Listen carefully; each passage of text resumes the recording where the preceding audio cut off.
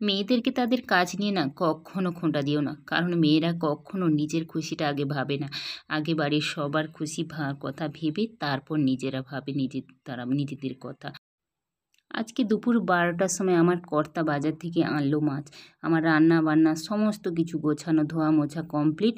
তারপর নিয়ে এসছে মাছ। দেখো, এই দুপুরবেলা যখন মাছ নিয়ে আসে তখন কেউ কি হাসি মুখে কাজগুলো করতে পারে? পুনরায় আবার একই কাজগুলো করার জন্য আমাকে কত কিছু মানে কাজ করতে হবে বলো। এই মাছটাকে শুধু কেটে ধুয়ে পরিষ্কার করে নিলে হবে না। আবার কর্তা বলেছে তার পছন্দের রান্না নাকি আমাকে করে তাকে খাওয়াতে হবে। তো অগত্যা আমাকে করতেই হবে, কারণ আমি তো চাই আমার স্বামী সন্তানকে খুশি রাখতে। হ্যালো ফ্রেন্ডস, আমার নতুন আরেকটা ব্লগে সবাইকে অনেক অনেক স্বাগত। চলো তোমাদেরকে সঙ্গে নিয়ে আবারও একটা নতুন ব্লগ শুরু করছি। কতগুলো বাসন কুসন আবার বের করো, আবার সেগুলোকে ধুয়ে পরিষ্কার করতে হবে। গ্যাস মুছে পরিষ্কার করে নিয়েছিলাম, আবার সেটাকে পুনরায় আবার পরিষ্কার করতে হবে।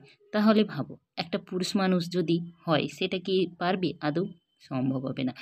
তা মেয়েরাই একমাত্র পারে। সেই জন্যই বলি, মেয়েদেরকে কখনো অসম্মান করো না, মেয়েদেরকে কখনো তাদের কাজ নিয়ে খোঁটা দিও না, তাদেরকে কখনো ছোট করে দেখো না। কারণ তারাও না অনেকটাই কষ্ট করে তোমাদেরকে খুশি রাখার জন্য।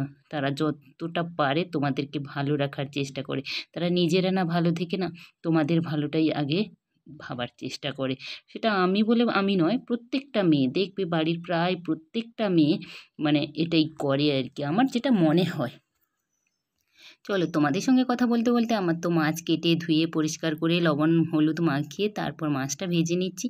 আর সবাই তো জানো এই কি বলা যায়, এই মাছটা ভাজতে গেলে কতটা কষ্ট হয়। সে তেল ছিটকে না, আমি কি বলবো, আমার দুটো হাত কত জায়গায় যে মানে হয়ে গেছে, ফোস্কা পড়ে গেছে। আমি সেটা এখন হয়তো দেখাতে পারবো না, কিন্তু পরে কোনো ভিডিওতে হয়তো তোমাদেরকে দেখা যাবে আমার এই ডান হাতটাতে দুটো জায়গায় একদম পুরো চামড়া সঙ্গে সঙ্গে উঠে গেছে। আর বাম হাতেও হয়েছে। তবু কি বলো তো, এগুলোকে আমরা কোনো পরোয়া করি না।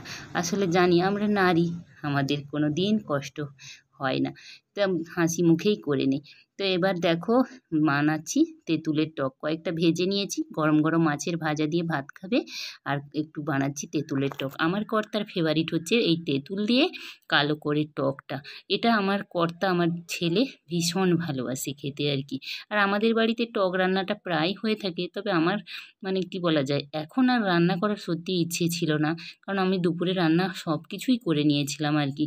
বাকি ছিল এই মানে কি বলা যায় খাওয়ার। তো খাওয়ার আগে এটাই নিয়ে এসছে যেহেতু, টকটা বানিয়ে নিলাম। এই যে তেঁতুল দিয়ে একটু চিনিও দিলাম যাতে মিষ্টি মিষ্টি স্বাদ লাগে, আর 5 মিনিট ফুটিয়ে তারপর নামিয়ে নেব। বাস, টকটা আমার হয়ে গেছে। এবার আমি ঢেলে নেব একটা বাটির মধ্যে, দিয়ে খেতে যাব। কারণ অনেকটাই বেলা হয়ে গেছে, মাছ কেটে ধুয়ে রান্না করতে করতে আমার অনেক বেলা হয়ে গেছে।